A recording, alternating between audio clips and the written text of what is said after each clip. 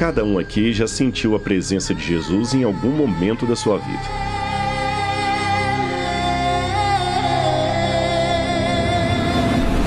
Se não foi uma presença emocional, você se encontrou com Cristo através de textos, estudos ou até explicações teológicas sobre a vida e atuação do Filho de Deus.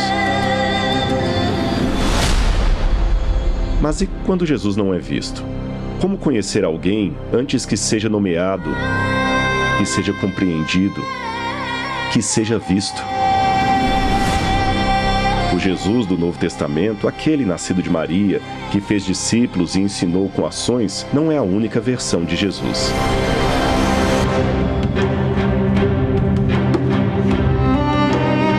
Ele não está restrito aos 33 anos que viveu como homem, nem em sua influência nos apóstolos depois dele. Não é apenas a figura histórica que mudou os calendários e serviu de base para as igrejas do mundo inteiro. Não é só aquele a quem me apego na dor ou celebro na adoração dos meus dias. Na verdade, existe um Jesus eterno, que sempre foi presente, mesmo antes de nascer.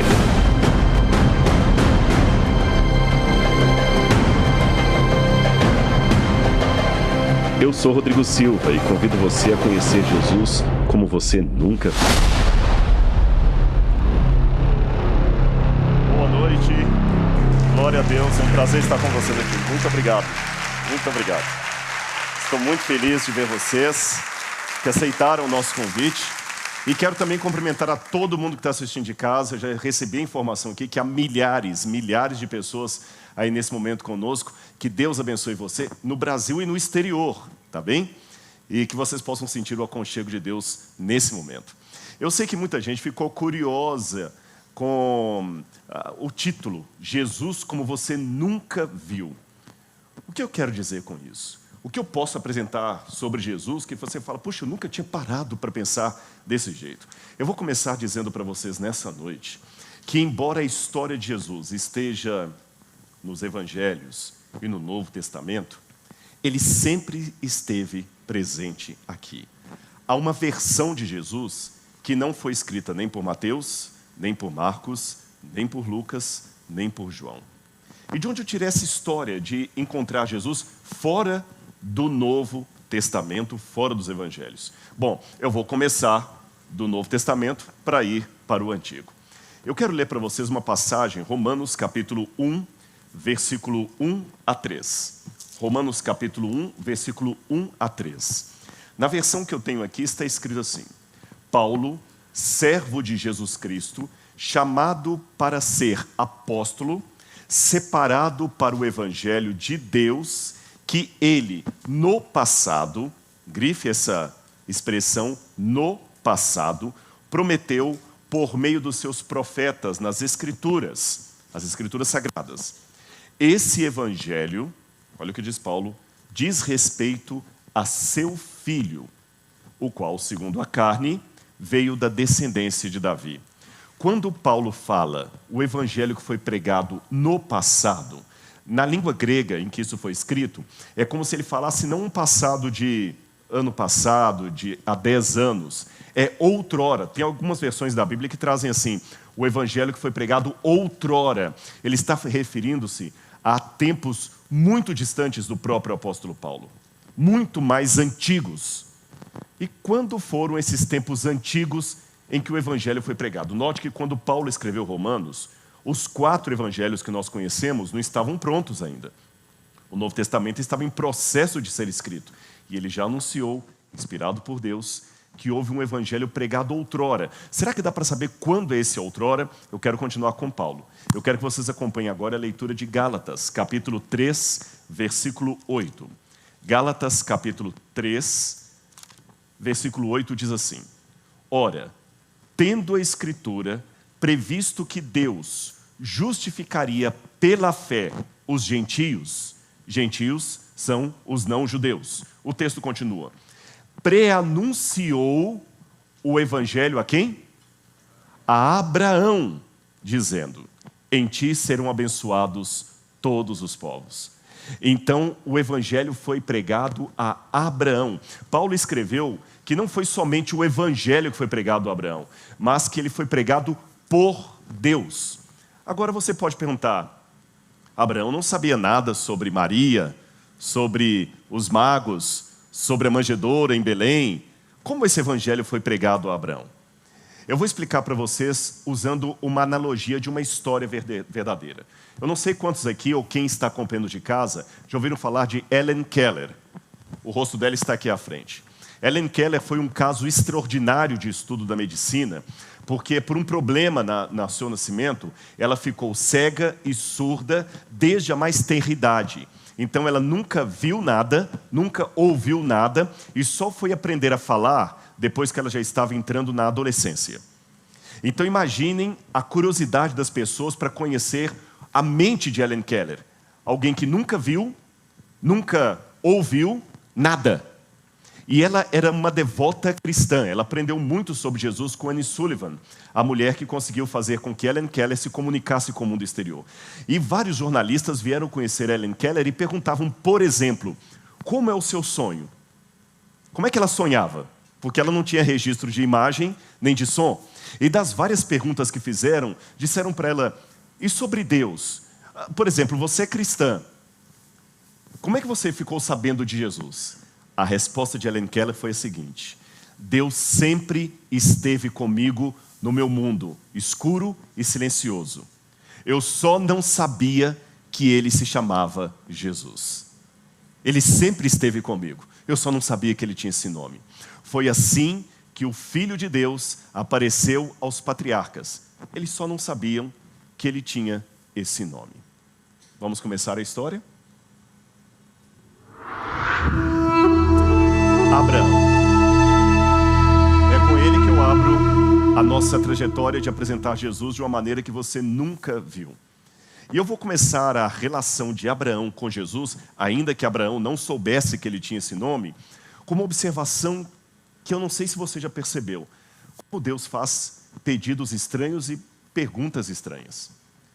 Dando exemplo de perguntas estranhas. Jesus no Novo Testamento, diante de um cego, o cego chega, ou o leproso, Jesus, filho de Davi, tenha misericórdia de mim. E Jesus faz a pergunta mais esquisita que alguém podia fazer. O que você quer que eu faça? Não é estranho você que está em casa acompanhando? O que você quer que eu faça? E pedidos ainda mais estranhos. Um jovem falou, mestre, eu te seguirei. Você quer me seguir? Vai, vende tudo que você tem, dá metade aos pobres, depois vem e me segue. Pedidos estranhos. Aliás, se eu pudesse dar um título para a história dos patriarcas, eu chamaria essa biografia de Pedidos Estranhos. E entre esses pedidos estranhos, ele pediu a Abraão um dia que trouxesse o seu filho e sacrificasse. Essa história que eu vou contar para vocês, ela começou numa parte do mundo que tinha uma cidade chamada Ur dos Caldeus. É aqui que começa a história de Abraão, por volta de 1900 a.C. Eu vou colocar no mapa aqui e vocês vão ver a cidade de Ur dos Caldeus, que está bem aqui, vocês podem ver. Ur, perto de outras grandes cidades, Lagash, Larsa, Erech, Eridu. Essas cidades que foram formadas ali perto do Golfo Pérsico são as mais antigas cidades que nós conhecemos. Aqui foi o berço da civilização. Só para ajudar no seu entendimento, eu vou mostrar um mapa atual de onde estaria a cidade de Ur, onde a nossa história começa. Nós pegaremos o mesmo mapa, na região chamada Mesopotâmia, e pegaria o que hoje é o Iraque, uma parte, um pedacinho da Turquia e a Síria.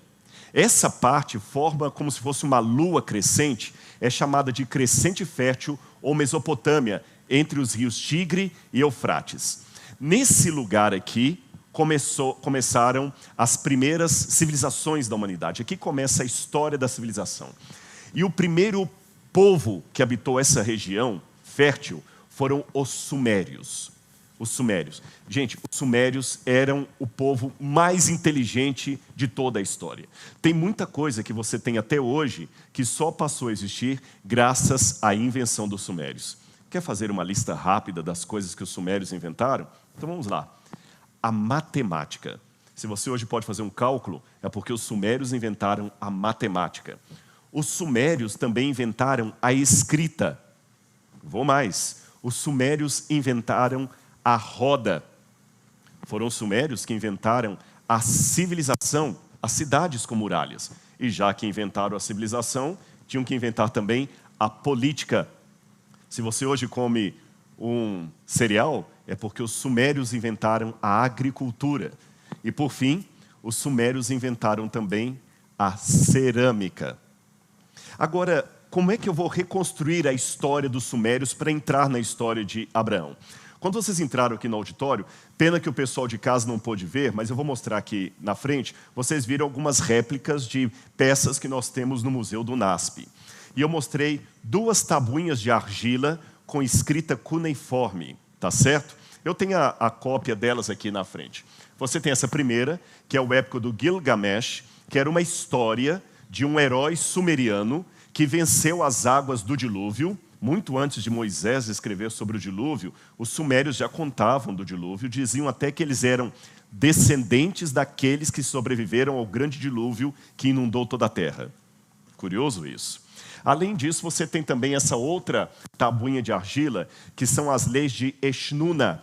Essas leis me ajudam a entender muito do comportamento dos patriarcas. Por exemplo, porque Abraão teve um filho com Agar, havia uma determinação legal para isso.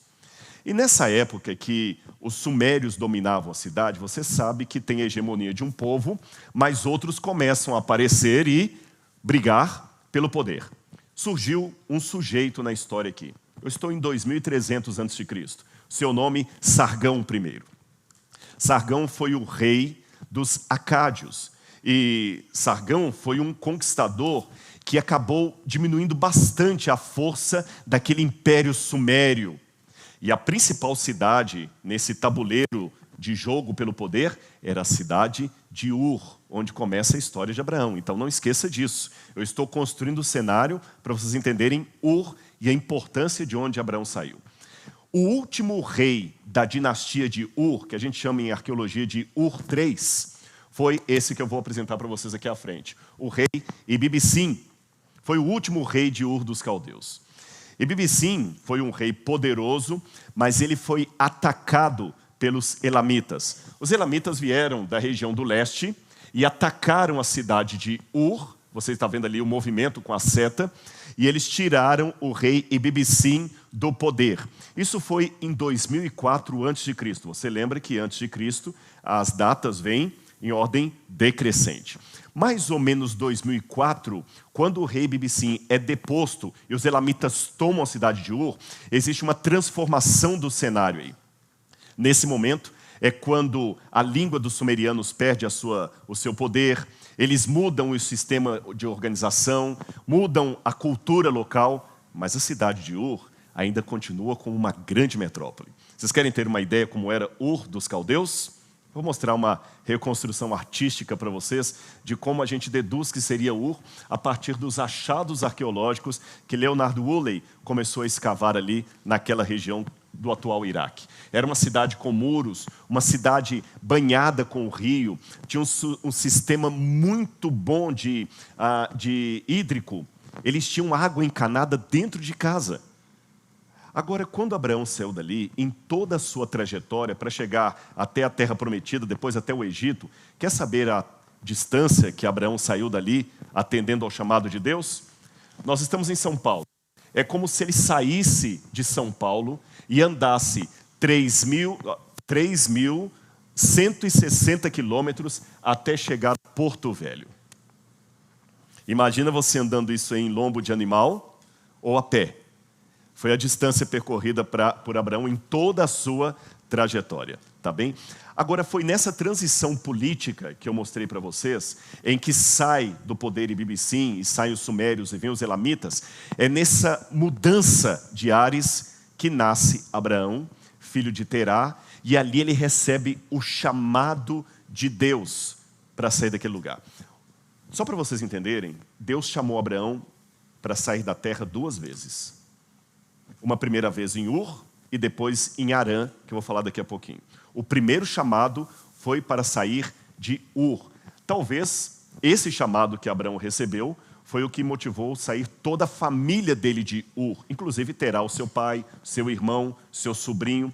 Foi um clã que deixou Ur. Agora vamos ver na Bíblia, o livro de Hebreus, contando, Hebreus capítulo 11, como é que foi esse chamado de Abraão quando Deus o chamou. Já está aqui na tela. Vamos acompanhar juntos. Pela fé, Abrão, que na época ele ainda não tinha o nome de Abraão, quando chamado, obedeceu a fim de ir para um lugar que deveria receber por herança. E partiu, sem saber para onde ia. Talvez foi esse chamado de Abraão que eu falei com vocês, que fez com que a família toda saísse. Agora imagina a trajetória. Ele sai de Ur dos Caldeus, só que ele não vai direto para a terra prometida. Eles param, estacionam em Arã, ou Padã Arã, que hoje seria na Turquia. E eu faço uma pergunta, por que Abrão parou ali com seu pai? A Bíblia não oferece essa resposta, mas dá para eu levantar algumas hipóteses ali. Talvez o comodismo. Essa terra ninguém sabe onde é. Arã era um lugar bem irrigado, vou ficar por aqui mesmo. E aqui vem a primeira lição. Aprenda uma coisa. Se Deus chama você, e você que está em casa também acompanha isso aqui, não esqueça. Se Deus chama você para uma tarefa, não adianta fazer 99%.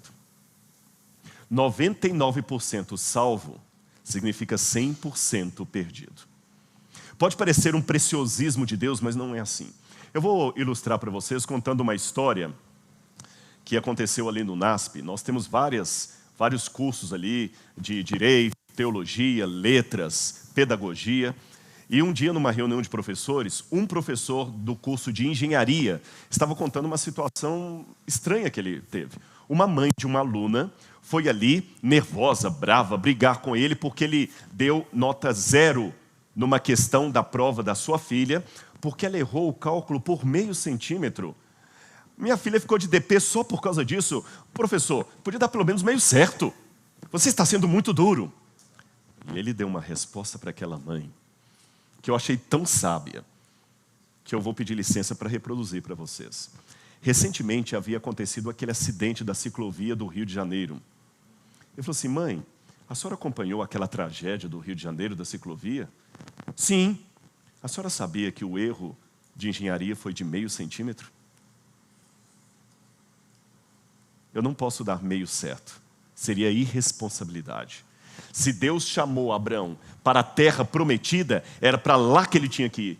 E talvez o próprio pai dele, Terá, falou, olha, a tradição judaica diz que Terá não era tão religioso como o filho. Vamos ficar aqui mesmo. Deus não é tão rigoroso assim. Olha o que diz Gênesis capítulo 12, versículo 1. E eu estou feliz que eu acabei de ouvir uma coisa aqui. Eu estou com um ponto que nós temos 20 mil pessoas online. Glória a Deus, não é isso? Olha, palmas para vocês que estão acompanhando a gente de todo lugar do Brasil e do mundo. Aproveite esse momento para ter um encontro com Deus, tá bem? Um encontro com Deus. Gênesis capítulo 12, versículo 1. O Senhor disse a Abrão, saia da sua terra, da sua parentela, da casa do seu pai e vá para uma terra que eu lhe mostrarei. Olha que interessante. Dessa vez a ordem não foi apenas sai daqui. Sai da casa da sua parentela. Esse detalhe para mim me levanta a hipótese que Terá estava usando até chantagem emocional para segurar Abrão ali. Tanto é que Terá morre em Padã Arã. Aliás, até o nome de um dos irmãos de Abrão era o nome do local. Às vezes, Deus vai pedir a você para romper até com laços da sua família que prendem você no comodismo. O comodismo coloca as pessoas em situação de estagnação. E embora seja bíblico que você tem que honrar seu pai e sua mãe, para você poder atingir aquilo que Deus quer para você, você às vezes vai ter que deixar algumas crenças limitantes que você recebeu do seu pai e de sua mãe por qualquer razão. Você às vezes está preso num lugar porque você acredita que não pode ir mais para frente. E é interessante quando a gente olha em hebraico, quando Deus falou com Abraão, saia da sua terra. Eu vou mostrar para vocês como estar em hebraico. Essas letrinhas que vocês vão ver aqui agora, que na verdade você lê da direita para a esquerda, você lê Lech Lechá. Essa expressão em hebraico Lech Lechá, que eles traduziram na Bíblia por saia, é uma expressão tão forte que os israelenses a usam até hoje como um ditado popular. O que me chama a atenção é que Lech já significa saia, é uma ordem. Por que Jesus não apareceu para Abraão e falou com ele apenas assim, Abraão, Lech, já está mandando sair. Por que falou Lech Lechá? Se eu tentar traduzir ao pé da letra, não é só saia. Saia por você mesmo, não pelos outros. Porque se for pelos outros, você vai ficar. Às vezes você tem que romper com as suas crenças limitantes, que às vezes dominam você até por chantagem emocional. Quantas mães não conseguem crescer na vida? É por causa do meu filho, eu não posso. O amor de mãe é compreensível, é muito bonito o sacrifício que você faz pelo seu filho, mas você não pode tornar o seu filho um Deus da sua vida que trava você de crescer. Às vezes pode ser uma amizade. Agora outra pergunta que eu faço. Por que Deus escolheu alguém tão idoso? Abraão tinha 75 anos. 75 anos. E Deus chamou Abraão. Por quê? Será que é porque Abraão era mais bonito? A resposta da razão pela qual Abraão foi escolhido, para mim não foi a perfeição dele, porque eu vi vários erros em Abraão ao longo da vida dele. Você comete erros, bem-vindo ao clube. Abraão também. Sabe por que Deus o chamou? Aqui eu quero ler com vocês novamente uma parte do Novo Testamento. Tiago, capítulo 2, verso 23. Abraão creu em Deus, e isso lhe foi imputado por justiça, ou atribuído por justiça. E ele foi chamado amigo de Deus. Olha que linda essa parte. Ele foi chamado amigo de Deus. Eu gostaria, hoje, se eu fosse um profeta bíblico, de escrever uma Bíblia nova e colocar o seu nome ali. Qual o seu nome? Mariana. E Mariana creu em Deus. Isso lhe foi atribuído por justiça. E Mariana foi chamada amiga de Deus. Você é amiga dele. E ele te ama. Não deixe ninguém fazer você duvidar disso. E Denise acreditou, e isso lhe foi atribuído por justiça. E Denise foi chamada amiga de Deus. Qual o seu nome? André. André acreditou e foi chamado amigo de Deus. Vamos sair de Padã Arã agora e vamos para onde Deus nos chamou. É uma terra desconhecida, não sabemos onde é, mas nós vamos porque o Lech Lechá está conosco. Ele nos chamou. E quando Abraão chega ali naquela terra, ele não tem um lugar fixo ainda. Ele vai morar com suas tendas no território de outra pessoa, de um homem chamado Manre. E ali sabe o que havia muito? Ali havia muitos carvalhos. A Bíblia fala dos carvalhais de Manre. E eu gostaria de falar com vocês um pouquinho sobre o carvalho, essa árvore que me encantou tanto em Israel.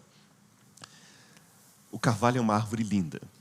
Linda, linda, maravilhosa. E eu pesquisei um pouco sobre o carvalho e descobri algumas coisas.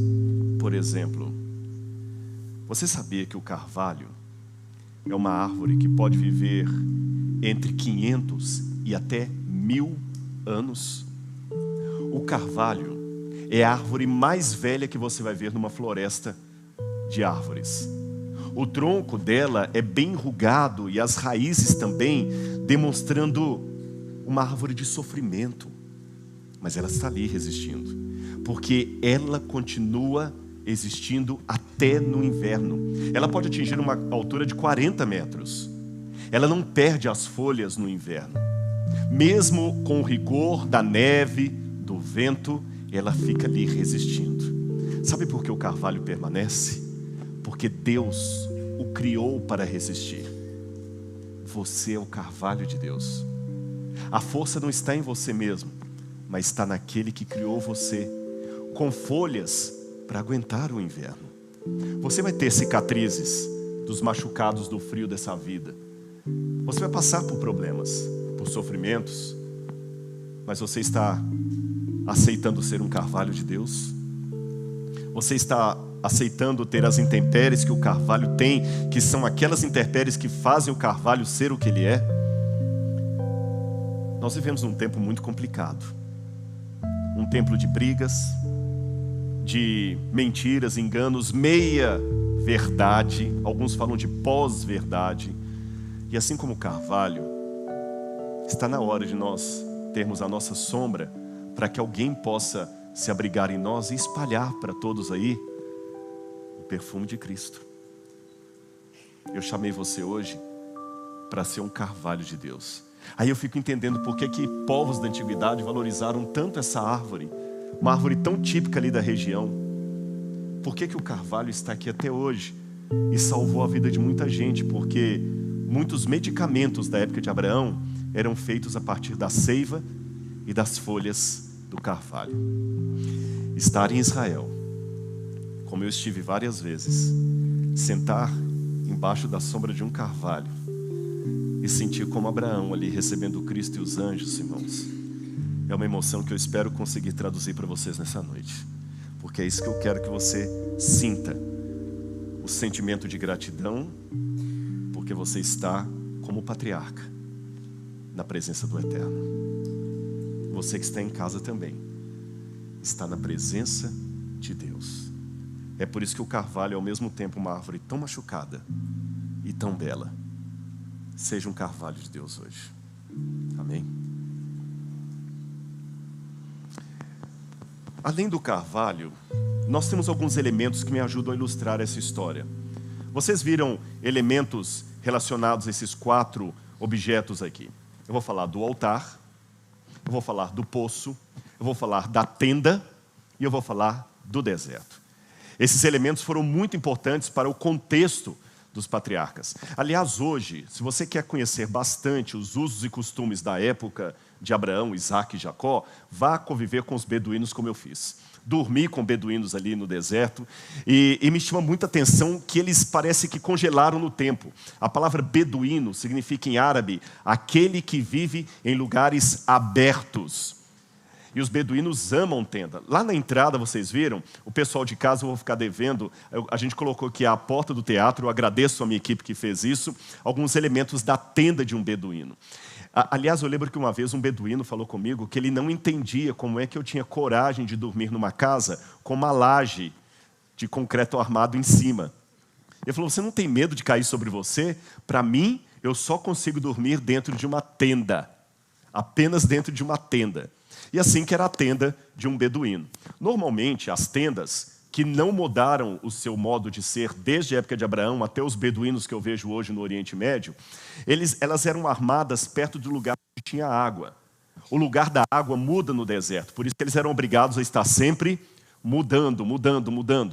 A tenda geralmente era feita de pele de animal, geralmente pele de cabra, tá certo?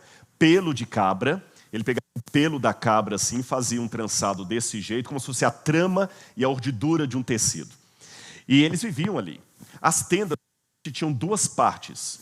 Uma parte onde você tinha uma situação mais íntima para a família e outra onde você tinha convivência social, recebia pessoas, você podia receber parentes ou visitantes, ou quem sabe alguém para comer com você. Eu quero ler uma outra passagem relacionada à tenda. Gênesis capítulo 15, versículos 5 e 6. Gênesis capítulo 15, versículos 5 e 6. Olha o que Deus fez com Abraão. E levando-o para fora da tenda, disse-lhe, olhe para o céu e conte as estrelas, se é que pode contá-las. E prosseguiu, assim será a sua descendência. Abraão creu, e isso lhe foi creditado por justiça. Imagine o céu estrelado. Há uma peculiaridade aqui. Quando Abraão pôde contemplar um céu com muito mais estrelas do que nós veremos aqui em São Paulo, por causa da luz artificial, ele ficou quase que hipnotizado diante de tamanha beleza. E ele se lembrou porque as tendas, naquela trama e urdidura do tecido, tinham vários buraquinhos que quando você estava dentro da tenda durante o dia, o sol brilhava fora e o pano da tenda parecia um céu estrelado por causa dos brilhos. Ele já estava acostumado com aquele céu de dentro da tenda. Deus falou, não, saia da sua zona de conforto, vem aqui para fora. Senhor, aqui está bom, fala comigo aqui dentro, lá fora está frio, é mais seguro dentro da tenda. Não, eu tenho algo muito mais belo para você aqui fora. Vem, olha para cima, conta as estrelas, se é que você pode. Não posso, Senhor, são muitas estrelas. Abraão, vem cá que eu quero te contar uma coisa. Como o número das estrelas serão os seus descendentes. E vou te contar uma coisa. Eu virei na terra e eu me tornarei um dos seus descendentes. Você ainda não sabe que nome eu terei, mas eu nascerei de uma mulher que também será descendência sua. Eu sou o seu Deus, eu sou o seu Criador, mas para salvar você, eu me tornarei o seu filho. O Evangelho foi pregado a Abraão. Num outro momento da sua vida, Deus fez um outro pacto com ele. Falou, Abraão, você vai pegar animais agora e vai cortar no meio, vai colocar a carcaça de um lado, a carcaça de outro lado e vai guardar. E diz que Abraão fez aquilo e várias aves de rapina vinham ali nos animais, ele chotava as aves, depois ele dormiu e veio um fogo de Deus e passou pelo meio dos animais. A gente não entende o porquê disso. Eu vou explicar para vocês. Lembram os tabletes com inscrição cuneiforme que eu falei? Eu não sei se há advogados aqui, mas a gente estuda muito o direito da antiga Mesopotâmia. E os códigos jurídicos da época diziam que uma forma de fazer um acordo entre dois reis ou entre dois líderes era o seguinte: cortava-se um animal, deixava metade da carcaça de um lado, a outra metade do outro, eu pego uma tocha e a outra pessoa com quem eu estou fazendo o acordo pega a tocha e nós passamos um pelo outro, pedaço do animal de um lado, pedaço do animal no outro. Quando nós chegamos no centro, nós trocamos a tocha e eu falo, fiz um acordo com você, eu cortei uma aliança. A palavra para aliança em hebraico é brit. Eu cortei uma aliança. Se eu não cumprir a minha parte no pacto, que eu seja esquartejado como esse animal. Foi isso que Deus fez com Abraão, mas com uma diferença. Só o fogo de Deus que passou pelo meio. É como se ele falasse assim, é lógico que você tem uma parte no trato, mas o que eu tenho para dar para você é tão grandioso que somente eu que posso garantir o cumprimento desse acordo. Abraão, quando estava na tenda, ele recebeu também anjos. Na verdade, eram Jesus e 2 anjos que o estavam visitando. E Jesus foi ali, em forma corpórea. Vamos a Gênesis, capítulo 17, versículo 17, num dos momentos em que Abraão estava junto com Jesus. Gênesis 17, 17, diz assim, quando ele recebeu a promessa que ele seria pai de uma grande nação. Então Abraão caiu sobre a sua face e riu. Essa expressão no hebraico, caiu sobre a sua face e riu, significa que ele ficou debruçado de tanto rir, como se alguém contasse uma piada tremenda. Sara também riu num outro momento, mas Sara foi mais comedida, ela riu escondido ali. Eu imagino que Jesus também riu com ele, porque Deus tem um bom senso de humor. Ele criou a gente e nós somos engraçados. E é interessante que quando a criança vai nascer, até na repreensão de Deus existe bom humor. Você está rindo, Abraão? Você está rindo, Sara? O menino vai se chamar Isaac. E tem um trocadilho aqui em hebraico. Porque quando você fala em hebraico, Vaitzak, em hebraico, essa expressão em hebraico, Vaitzak, ela pode ser lida de 2 maneiras. E Isaac, ou e riu. Porque o verbo chok significa rir em hebraico. E sabe como é que eles fazem a onomatopeia do riso? O que é onomatopeia, Rodrigo? Bom, é quando você imita o som de um objeto caindo, de um cachorro latindo, de um gato miando e até de uma gargalhada. Você lá que está em casa, você está mandando mensagem para o pessoal aí, chamando o pessoal para vir, aí você fala assim, olha, o Rodrigo falou uma coisa, na hora eu comecei a rir, eu kkkk. Sabe como eu faria isso em hebraico? Aí eu tsak, tsak, tsak, tsak, tsak. Risada. E o nome do menino ficou Itzak, ou Isaac, risadinha. Deus tem um senso de humor maravilhoso. E hoje eu quero dizer para você que está acompanhando a gente em casa, vocês que estão aqui, eu estou sabendo que desde a última vez que eu falei, já tem mais 2.000 pessoas assistindo, estamos com 22.000 pessoas. Deixe Deus sorrir com você e para você. Sabe, gente, se um homem não sabe rir de uma boa piada, desconfie da religião dele.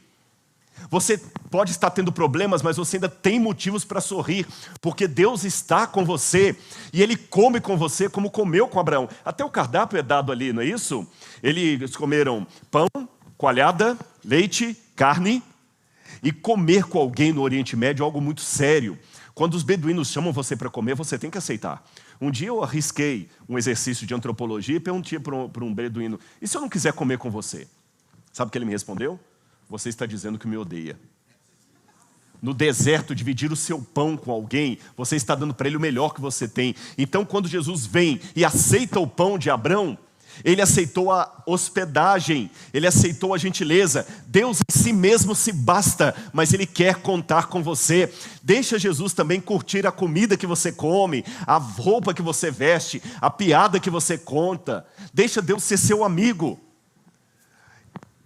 Abraão também construiu muitos altares. Aliás, ele foi um edificador de altares. A palavra para altar em hebraico é misbeah, uma das palavras, misbeah, que significa a mesma coisa do verbo matar. Aliás, vocês viram indicação também de altar aí na entrada. Agora vejam a demora. Abraão recebeu a promessa que ele seria pai de Isaac aos 75 anos, que já é um negócio assim. Agora, eu vou ser avô.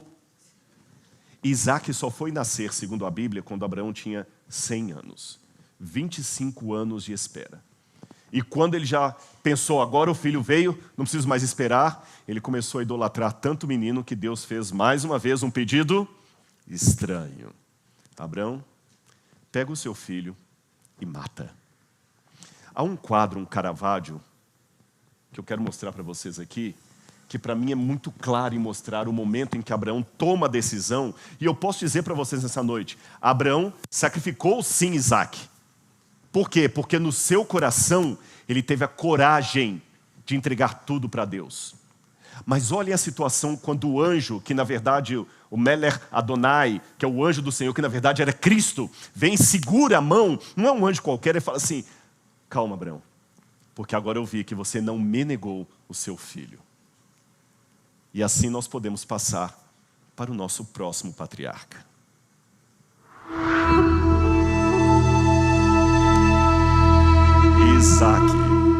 Itzak, risadinha. Eu não sei se alguém aqui nos assistindo, ou de casa ou daqui, que seja da área de psicologia, mas vocês sabem que determinadas situações na vida causam situações de trauma, principalmente quando você está na iminência da morte. Há pessoas que ficam com síndrome do pânico porque quase morreram num assalto ou num acidente de auto. Quase um coadjuvante da história. Bom, há muitas pessoas hoje que também são coadjuvantes na vida. Há pessoas que nasceram para ser protagonistas, outras parecem que ficaram como coadjuvantes e pensam, não sou eu que estou chutando a bola lá no gol, eu sou apenas um torcedor da seleção. Eu não sou o Neymar. Eu sou apenas alguém na plateia, eu não sou o cantor. Eu não sei qual o seu papel na história.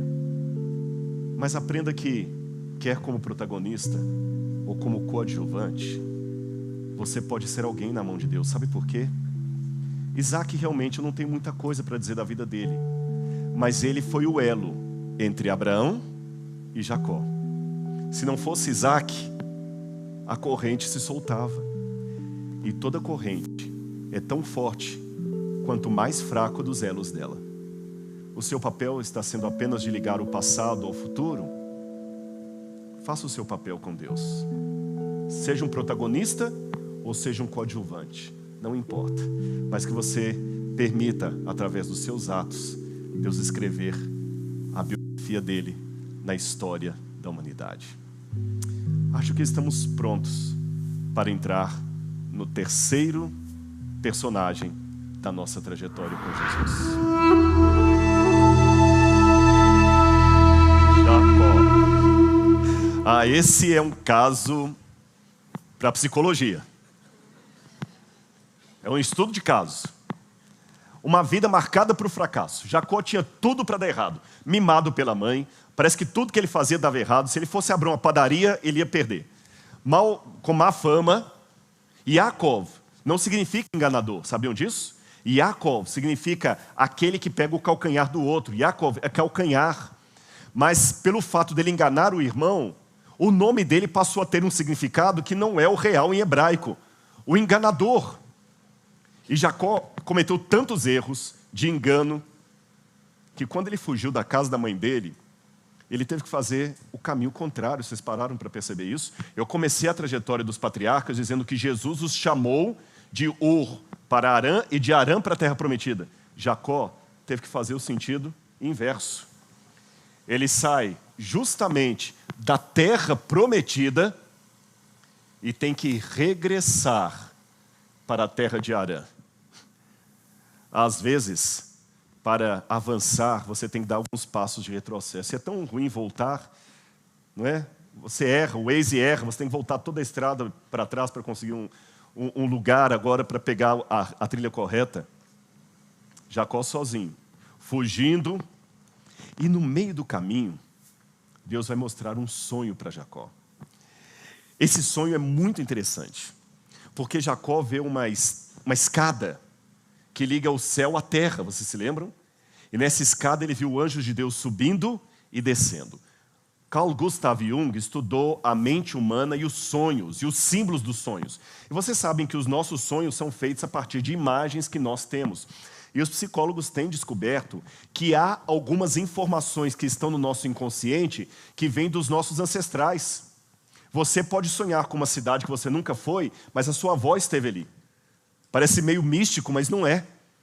Às vezes, por ela contar aquele lugar e descrever, você vai sonhar com a Itália. E não precisa pensar que é vidas passadas, reencarnação. Você não esteve lá, mas a sua avó esteve. Abraão nunca esteve na Mesopotâmia até a sua fuga. Mas ele deve ter ouvido várias vezes o seu avô Abraão contar, ou o seu pai também Isaac contar, sobre o principal templo que havia na cidade de Ur dos Caldeus. O Zigurat de Ur, como nós chamamos. O Zigurat, na verdade, era uma torre-templo, e ele foi descoberto por Leonardo Woolley.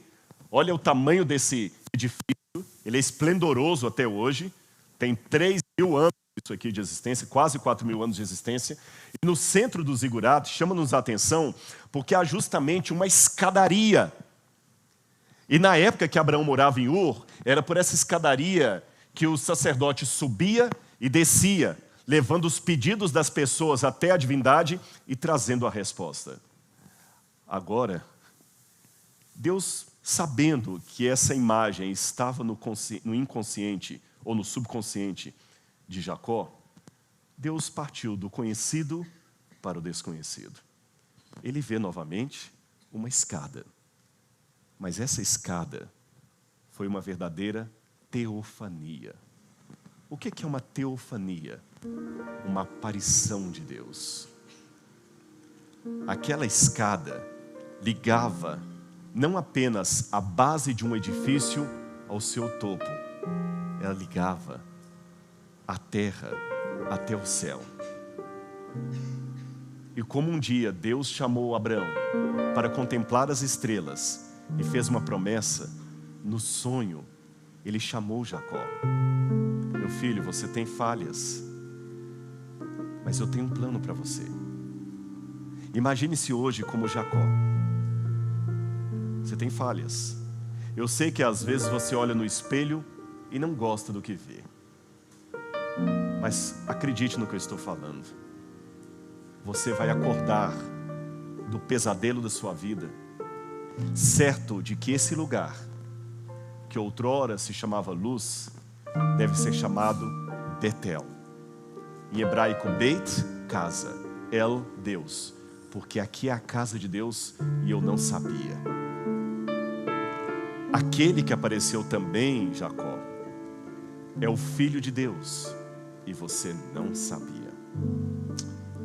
Saindo do sonho de Jacó, me chama a atenção porque no Novo Testamento, Jesus vai fazer referência a essa epifania dele e vai aplicar a si mesmo. Quer ver? Evangelho de João, capítulo 1, versículo 51. O próprio Jesus disse assim: em verdade, vos digo, que daqui em diante vereis o céu aberto e os anjos de Deus subirem e descerem sobre o Filho do Homem.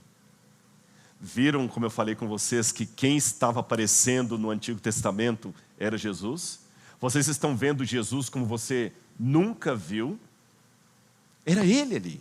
Foi ele que comeu com Abraão. Foi ele que sorriu com Isaac. Foi ele que deu o sonho a Jacó. E quando Jacó estava voltando de Padã Arã, essa aqui para mim é a parte mais emblemática, Jacó estava com medo agora, apavorado. Esaú, com toda a razão do mundo, vinha com um exército de pessoas para vingar. Eu não sei se você já teve uma situação, se eu estou falando nessa noite para alguém que já foi ameaçado de morte por alguém. É uma coisa terrível. Eu já fui ameaçado de morte por familiar. Você tem medo. E Jacó ainda tinha um medo dobrado porque foi ele que provocou aquela situação.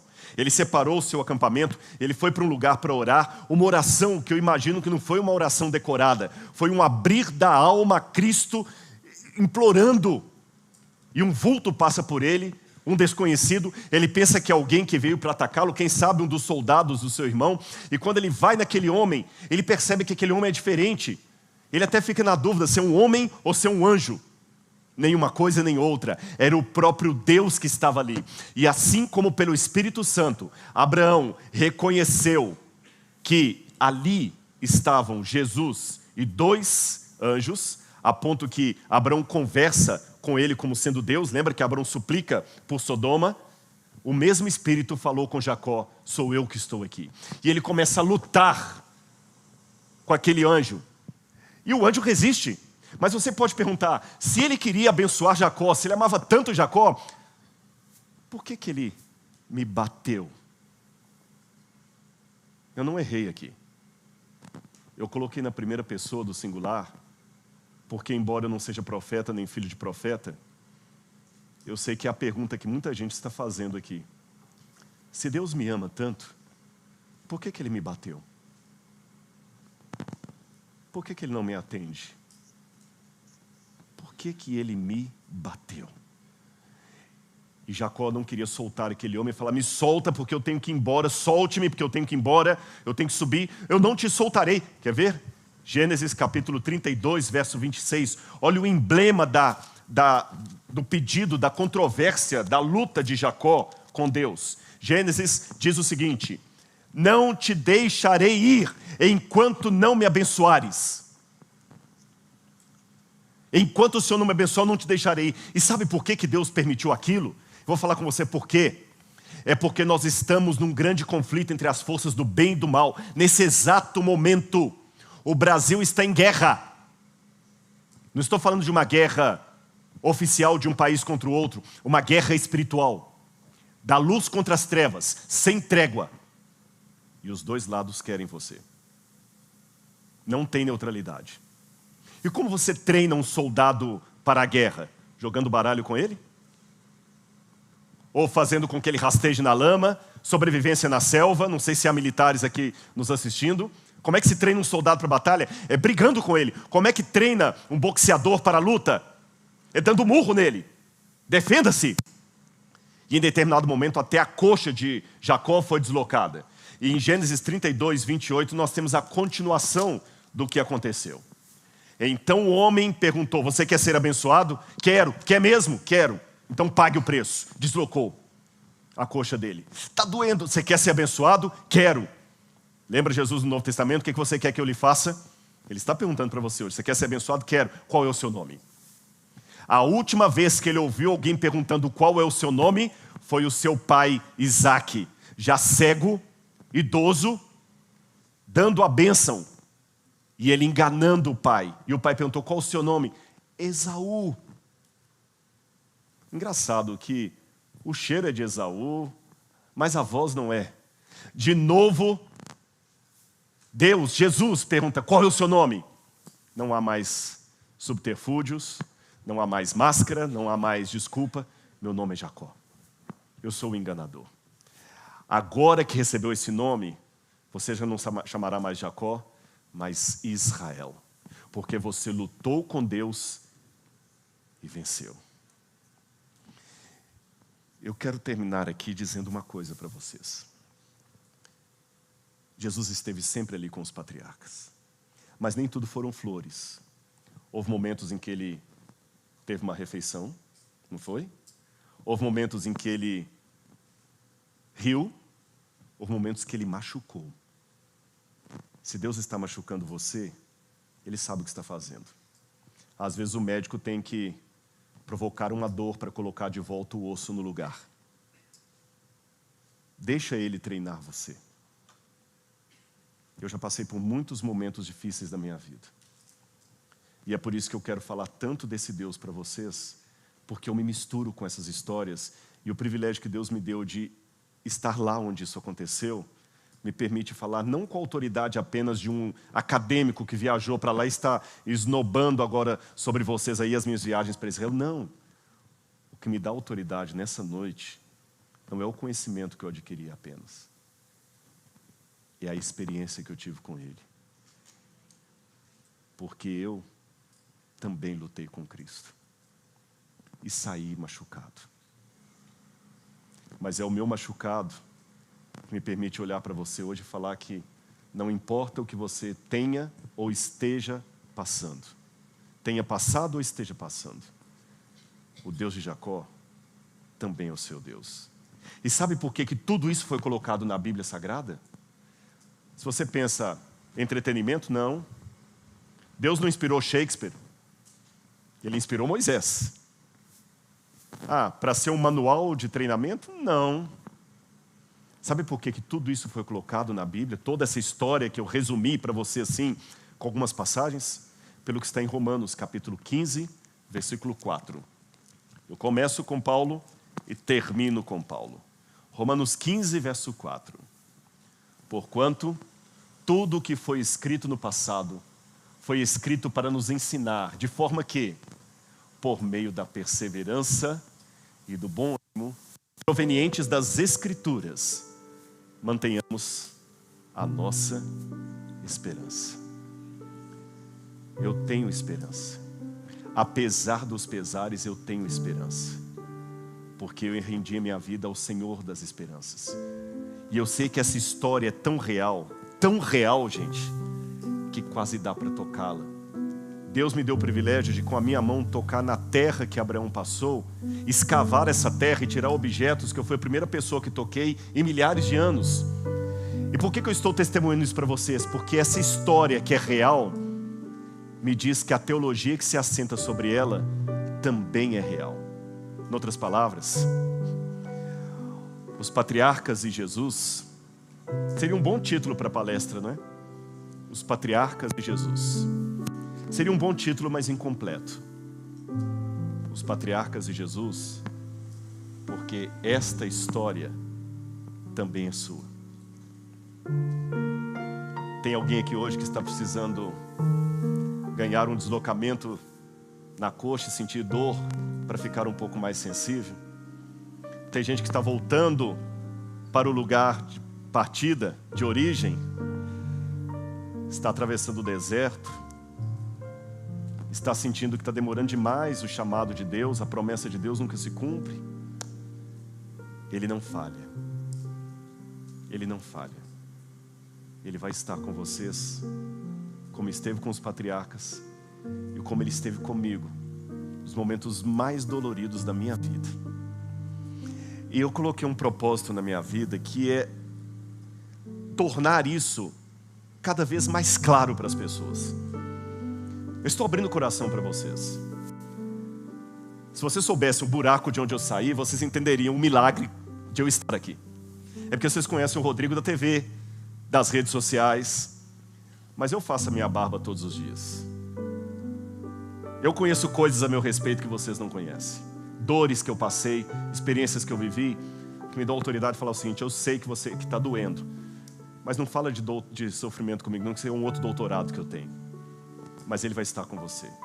E eu coloquei um propósito na minha vida, que é de colocar a Bíblia da melhor maneira que eu posso. Portanto, essas mais de 22 mil pessoas que estão conosco agora, eu louvo a Deus com todos vocês testemunhando, porque vocês são o cumprimento de uma promessa que Deus fez para mim, quando Ele também falou comigo: sai da sua casa, sai da sua parentela, que eu vou te mostrar. Olha as estrelas do céu, são as pessoas que vão conhecer a mensagem que eu quero transmitir através de você. E vocês estão aqui para honra e glória de Deus, mas eu não quero transmitir isso sozinho. E a melhor maneira é passar essa mensagem, treinar vocês, para que vocês transmitam esse conhecimento para outros. Agora eu sei que nem todos podem ir comigo para Israel, então eu tenho tentado trazer um pouquinho de Israel para vocês. E eu vou pedir o pessoal da minha equipe para colocar aqui um pouquinho da história que eu contei para vocês, mas que eu achei que seria pouco apenas contar. Eu fui lá para gravar lá. E o resultado foi isso aqui, olha. Nem tudo é tão óbvio. Nem tudo é tão fácil. Nem tudo está acessível a todos. Existem lugares em Israel onde não é muito aconselhável ir por questão de segurança. E nesse documentário eu pude visitar lugares ali daquele país que eu mesmo nunca havia ido antes. Já visitamos Israel diversas vezes, mas fazer esse caminho foi desafiador. Um vídeo assim não mostra as reais dificuldades. O calor era o pior do ano. O vento e a poeira não ajudavam na dinâmica do trabalho. Os territórios também não eram amigáveis.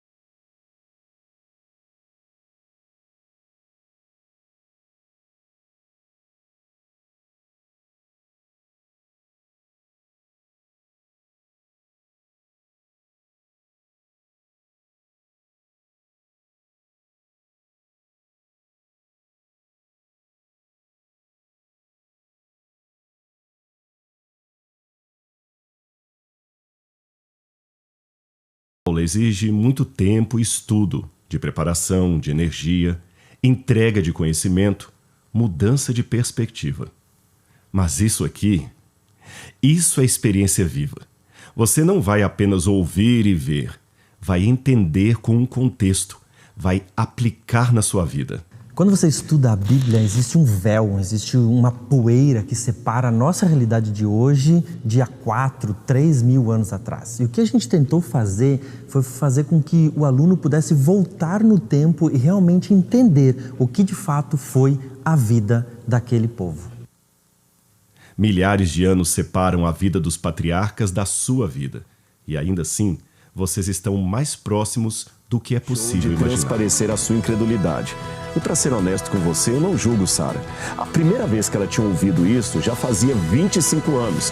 E se naquela época... Sonhos, medos, angústia, espera, brigas, mentiras, fé, sentimentos ambíguos em relação a fazer o que era certo, vontade de ser escolhido, medo de ficar de fora da bênção. O povo de Deus não é feito de pessoas perfeitas. Nunca foi, desde o seu início. E o que você vai ver agora é justamente o começo, com os patriarcas. Eu nunca tinha pensado em quanto tempo Sara e Abraão esperaram pela promessa. Você sabe quantos anos foram? Eu não imaginava que a terra prometida era um terreno como aquele, um ambiente tão extremo. Para a nossa equipe, que já estava preparada, a gente tinha os equipamentos, roupas adequadas, bem alimentados. Muitas vezes foi difícil imaginar como foi para eles naquela época, com várias caravanas, muitas pessoas, com certeza deve ter sido bem desafiador. Agora, já imaginou José pequenininho ou, sei lá, adolescente, vendo aquela cena do pai com o tio se acertando, dos irmãos fazendo as pazes? O quanto que isso influenciou aquela atitude que ele teria anos depois no Egito com seus próprios irmãos? Uma produção especial como eu nunca fiz. Lugares onde nunca pisei antes, mesmo conhecendo Israel há mais de 20 anos. Associações que nunca ensinei, para você ter uma conexão real com o povo do qual você mesmo faz parte. Quando compreendemos as dificuldades humanas que aquele povo teve, a gente entende que, na essência, eles eram um povo exatamente como nós hoje. E sabe o que acontece? Depois de visitar, de entender, de ver tanta coisa, fortalece a nossa fé, porque a gente percebe que também somos povo de Deus, que também fazemos parte desse movimento, que estamos indo para o céu. Não é só uma aula, não é só um documentário, não são apenas lições de vida ou teologia aplicada. O que nós fizemos aqui foi doar tempo, energia e oração, para que você compreenda que suas dificuldades estão todas sob o cuidado de Deus, que os seus sonhos já foram pensados por Ele, que outros homens de fé já trilharam suas dores muito tempo atrás, e agora você pode aprender com o testemunho deles. Nós facilitamos a história para você aprender como é ser parte do povo de Deus. Nós trilhamos o caminho dos patriarcas para você renovar o seu entendimento acerca de sua própria fé. Tudo isso por uma causa mais nobre ainda. Esse projeto, que muda a sua visão da Bíblia, hoje proporciona a criação do Museu de Arqueologia Bíblica, que vai materializar a história sagrada para tantas outras milhares de pessoas. Porque no meio do povo de Deus também está você. A estrada que trilhamos hoje aponta para o mesmo destino dos patriarcas do passado. Então me diga, você está disposto a vasculhar o passado em busca de luz para os seus próprios caminhos hoje? Eu acho que a equipe que me ajudou merece palmas.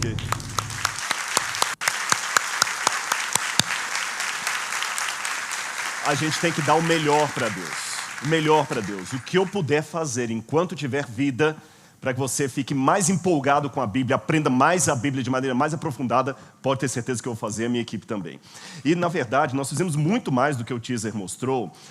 Passei até risco de vida com o Hamas. Com o Hamas, eu não vou contar aqui agora por causa do tempo, mas teve uma situação muito complicada em que eu cheguei num lugar lá, um território palestino, e eu me esqueci por completo que estava na Palestina. E cheguei falando em hebraico com o sujeito e ele mudou na hora e o ambiente ficou tenso e o guia que estava conosco, que era árabe, tirou a gente dali quando eu sei que eu entendi por quê. E cheio de fotos do Hamas ali naquele lugar. E outros apertos que eu já passei em outros cantos. Mas por que a gente faz isso? Não é vontade de morrer, mas é trazer a Bíblia para você. Só para você ter uma noção, aqui está tudo muito bonitinho, mas eu acho que fica muito claro fazer o pão como Abraão fez. Eu contei a história para você, ali eu estou fazendo no local. Você está vendo como é hoje, como era ontem. Você está vendo o calor. A nossa equipe teve que andar no deserto da Judeia. Eu agradeço o pessoal carregando câmera. Minha esposa estava junto também, ela ajudando. Não basta só amar, tem que participar, né, meu bem? Calor de quase 40 graus no deserto. Tudo para fazer um vídeo. Por que tanto sacrifício? Porque Deus merece o nosso melhor. E se eu estou falando do livro dele, da palavra dele, eu tenho que levar para vocês. Então nós pegamos toda a trajetória, toda a rota dos patriarcas dentro da terra prometida. Tá certo? Tanto em Israel quanto na Jordânia. Por exemplo, passei no Vale do Jaboque, onde o Jacó lutou com o anjo ali, no local, contando a história ali, com detalhes que eu não expus aqui, porque aí você vê o ambiente mesmo. Ou seja, foi um resultado que eu fiquei muito feliz. Fiquei muito feliz. E foi um desafio. Foi um desafio. Então aqui você tem... São 15 aulas que eu preparei. E eu estou usando a palavra aula aqui até com um pouquinho de insegurança. Eu vou explicar o porquê para vocês. É porque quando eu cheguei para a equipe e falei, eu quero fazer algo mais da Bíblia, a gente falou, o quê? Eu pensei, eu quero que a Bíblia fique cada vez melhor para as pessoas. Mais interessante. E quando você vai ver um show aí de qualquer cantor famoso, ou uma novela da TV, ou um filme de Hollywood, eles não diminuem esforços para fazer o melhor para ganhar o Oscar. Concordam comigo? Se eu estou fazendo algo para levar mensagem de vida para as pessoas, vou fazer meia boca? Vamos fazer algo grande. Então eu queria fazer algo que não fosse só aula, mais do que uma aula. Documentário não, algo mais do que um documentário. Mais do que um livro, mais do que uma mera palestra. Que tal tudo isso junto? Eu poderia ficar acomodado dentro da minha tenda, não é isso? Lembram da tenda? Para honra e glória de Deus. Já ouviram falar do curso A Bíblia Comentada com Rodrigo Silva? Quantos aqui são alunos da Bíblia Comentada? Uma grande parte. Quem não for, está o convite para ser, viu? Para honra e glória de Deus, sabe quantos alunos nós já temos na Bíblia Comentada? Vou pedir para colocar aqui na tela. Nós temos 30 mil alunos que estudam a Bíblia, amém? Que estudam a Bíblia comigo semanalmente. 30 mil alunos do Brasil e do exterior. Quando eu comecei a dar aula de teologia, eu nunca imaginei que eu ia ter numa sala de aula virtual 30 mil pessoas. Agora, essa é a minha tenda.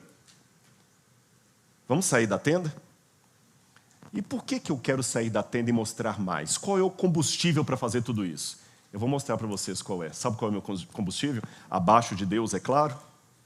Vocês. Esse carinho que vocês demonstram, essa confiança no trabalho da gente, o resultado de jovens que falam assim, eu voltei para a igreja assistindo algo, eu tive mais firmeza na universidade em manter a minha fé, eu louvo a Deus. E eu vou pedir licença aqui, eu acho que não será nenhum surto de arrogância partilhar com vocês um pouquinho do que os alunos da Bíblia Comentada têm mandado para a equipe. É muito mais do que isso. Mas é tão gostoso que ninguém está tão satisfeito consigo mesmo que negue o apreço do outro. Permitam-me partilhar um pouquinho dessa alegria com vocês. Olha o que os alunos têm dito. Estamos amando as aulas. Deus te abençoe infinitamente. Gratidão. Obrigada por esse projeto incrível com esse curso. Eu buscava já há algum tempo. Veio do céu. Parabéns por se permitir realizar. Curso maravilhoso. Ensina de uma forma simples, mas com muita profundidade. Deus continue abençoando a sua vida. Estou fazendo o curso e é o melhor investimento. A gente aprende, tem a sensação que estamos embasando a nossa fé. Deus é maravilhoso. E descobrir detalhes a respeito da Bíblia através do curso é mais uma luz que se acende em nosso coração. Obrigado, Dr. Rodrigo. Para mim, este foi o melhor presente, pois eu posso sentir todos os dias o gostinho de conhecer mais sobre a palavra do Senhor. Vale a pena. Excelente curso. Mergulho na Bíblia, arqueologia, recheado da cultura egípcia e mesopotâmica. Curso único. Glória a Deus. Eu quero agradecer de público a Deus. Obrigado, Senhor. Obrigado por eles. Obrigado por eles. Muito obrigado, viu? Agora eu quero falar da história de Deus. Eu quero gerar essa mesma transformação em sua vida. Não porque o poder sai de mim. É por Ele. Eu quero, em nome de Jesus, que esteve com Abraão, Isaac e Jacó, que 2023 seja o melhor ano da sua vida. O melhor. E 2024 melhor ainda, porque cada ano você vai estar mais próximo da volta de Jesus e você vai conhecer pessoalmente aquele que esteve com os patriarcas. Eu quero transformar isso na sua vida.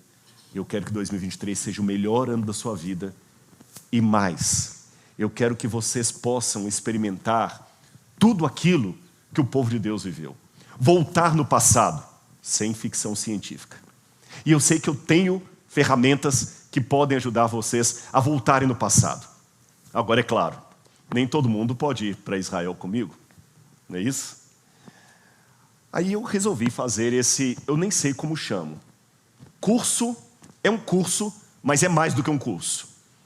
É um documentário, mas tem mais do que documentário. Tá certo? Tem muito mais coisa. São 15 episódios contando a história do povo de Deus com mais detalhes ainda. E nesses 15 episódios, eu vou explicar para você parte por parte. Você vai entender como é que Sara sentiu aquele drama. Você vai experimentar a oração de intercessória. Você aprendeu a importância de orar intercedendo por alguém, que eu vou mostrar para você o possível lugar onde foi Sodoma. Inclusive com a rocha derretida, provavelmente pelo fogo de Sodoma. E olha que eu sou um acadêmico, eu não gosto de falar coisa só por sensacionalismo. Eu vou explicar tudo para você. Você vai sentir parte por parte a história dos patriarcas de uma maneira que você nunca sentiu. Agora é lógico, quanto custaria tudo isso? As coisas não são de graça. Uma ida para Israel é entre 25 mil a 30 mil por pessoa. E eu, como não sou vendedor e a gente está aqui entre família, eu não vou mentir para vocês, nem vou ocultar nada.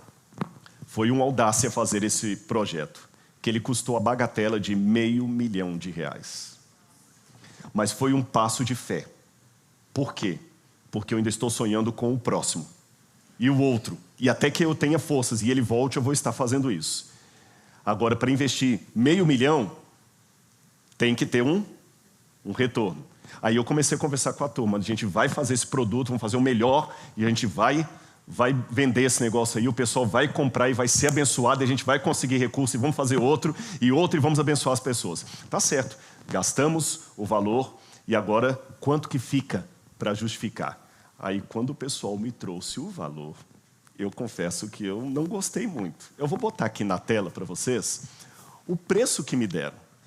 Fica R$1.000 por pessoa. Foi uma briga de foice no escuro. Falei, risca isso aqui, de jeito nenhum, não vou aceitar. Até, eu peço perdão aqui ao pessoal que tentou me... Rodrigo, mas olha, você tem que valorizar, vale isso. Tem gente fazendo curso na internet aí de R$10 mil, eu paguei. Alguém me falou, eu falei, eu sei, mas eu quero facilitar. R$1.000, eu sei que vale até 2 mil, mas é muito. Diminuam isso aí, por favor, façam as contas de novo. Trouxeram, aí baixaram. De R$1.000, me trouxeram outro valor, R$700. Eu falei, não, ainda está alto. Ah, desculpem, gente, eu pechincho. Eu pechincho. Aprendi em Israel. Israel, você sempre compra coisa, tem que pechinchar. Eu falei, risca, 700 não dá, vamos baixar esse negócio aí. Aí chegaram para mim hoje com o valor aqui final. Falou, esse aqui é o final, porque se a gente fizer menos do que isso, a gente vai fechar no prejuízo. Foi para esse valor aqui, R$500. Preço dado. Parece que foi até acertado com a direção do NASP, que está aqui, o diretor está aqui, o diretor financeiro, estão me ouvindo, eles estão por aí, viu? Agora, sabe o que eu falei? Não, gente, R$500 está muito. Não que o custo não valha, mas é que eu não quero que o preço seja qualquer tipo de impedimento.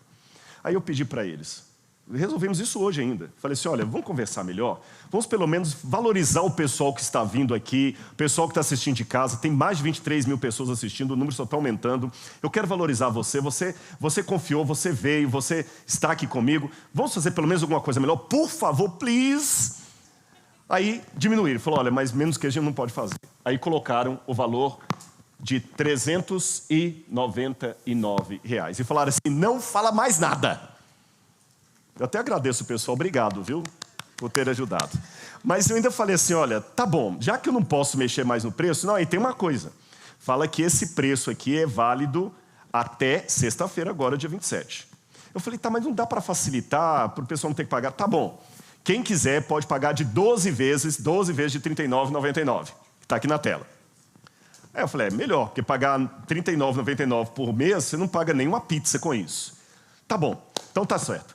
O pessoal até sexta-feira, dia 27, pode adquirir tudo isso aqui por R$399 e... só que tem uma coisa, já que eu não posso mexer mais no preço, eu posso dar presente. Então eu pedi para ele, falei, olha, eu sou o dono agora, eu vou dar esse negócio aqui, viu? 4 bônus de presente. Você vai levar, além disso, eu vou colocar aqui o que eu pedi, tá bom? Em primeiro lugar, você vai ganhar também um curso de arqueologia online para você aprender arqueologia. Número 2, tem mais, não parou não. Também vou dar um curso de hebraico bíblico. Eu não parei não, calma, ainda tem mais um. Quero dar também grego bíblico, curso de grego. E tem mais, eu quero dar também para vocês mais uma última coisa. As 25 aulas que eu gravei do Gênesis no curso A Bíblia Comentada. As 25 aulas vão estar também, tá bom? Tudo isso de presente para você. Mas não parou ainda, não parou ainda. Além de você receber todo esse conteúdo, sabe o que você vai ainda ter na bagagem de tudo isso?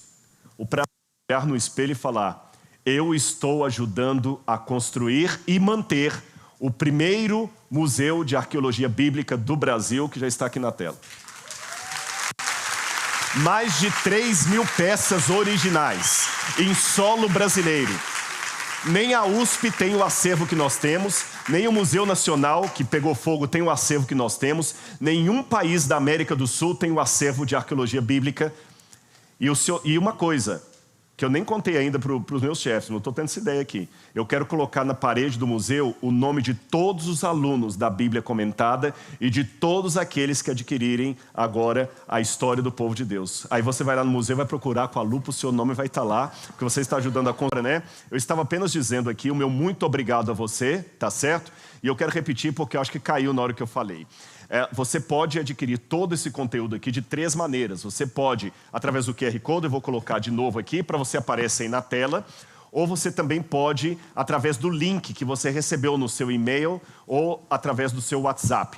Ou aqui no vídeo também tem o descritor. Você vai ter todo esse material aí que eu passei, muito mais coisa. Vai ganhar como bônus, vamos recapitular aí, curso de arqueologia, curso de hebraico, curso de grego e ainda as 25 aulas que eu gravei sobre o livro do Gênesis, e vai levar na mochila o prazer de saber que enquanto tem tanta gente gastando dinheiro para acabar com a vida dos outros, você está gastando dinheiro beneficiando-se a si mesmo e ajudando a construir um monumento ao saber e à palavra de Deus em território nacional. Isso até é uma coisa de cidadania. Não é um dinheiro que eu estou colocando no meu bolso para comprar uma Ferrari. É um dinheiro que estamos investindo em cultura. Tá certo? 15 aulas é mais do que um documentário, é mais do que uma aula. É exclusivo, gente. Isso aqui não vai na TV Novo Tempo, tá certo? Nem vou colocar no meu canal do YouTube. É exclusivo apenas para você aqui, tá certo? Gente, muito obrigado. Eu pedi o pessoal para ficar aqui um pouquinho, que eu quero um recadinho para vocês. Se inscreva, e assim que você se inscrever, em 1 segundo você já está na primeira aula. Aí eu já te encontro lá virtualmente, tá bom? Um beijo no coração, muito obrigado. Você de casa que nos acompanhou, mais de 23.500 pessoas. Glória a Deus, muito obrigado. Então eu aguardo você na primeira aula aí da história do povo de Deus, com todos os bônus que você ganhou. E eu quero ver o seu nome escrito numa das paredes do museu do NASP lá. Muito obrigado, fiquem com Deus vocês de casa. Eu ainda tenho um recadinho para o pessoal que está aqui conosco. Muito obrigado, boa noite, que a graça de Deus esteja com você.